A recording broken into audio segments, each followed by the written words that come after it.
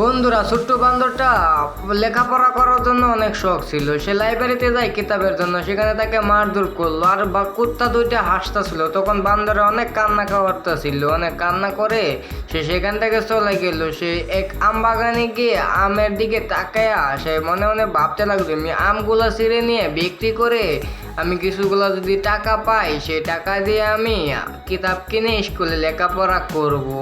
আর বান্দরা সেখান থেকে আমগুলো ছিঁড়ে নিয়ে সে আচার বানাতে লাগলো। সে অনেক দিন ধরে আচার সে বানাইতে বানাইতে সে একটা বয়মে দিয়ে শুকাইতে লাগলো। বাচ্চারা সে কি পারবে আমের আচার বিক্রি করে সে লেখাপড়া করতে? সেটা দেখার আগে তুমি যদি তোমার মাকে ভালোবাসো তাহলে জানি সাবস্ক্রাইব করে দিবা আর একটা লাইক করে দিবা। তো আমের আচারগুলো নিয়ে সে বাজারে দিয়া বিক্রি করতে লাগলো। আর বিক্রি করে কিছুগুলা টাকা পাইলো। টাকাগুলা দৌড়ায় নিয়ে আসে লাইব্রেরি রুমে গিয়া কিতাবগুলা কিনে নিয়ে আসলো। আর কিনে নিয়ে সে স্কুলে যাইতে লাগলো। বাচ্চারা তুমি যদি স্কুল পড়ে ভালোবাসো তাহলে জানি লাইক করে দিবা আর একটা কমেন্ট করে সাবস্ক্রাইব করে দিবা। বাচ্চারা আজকের কারণে বাই বাই।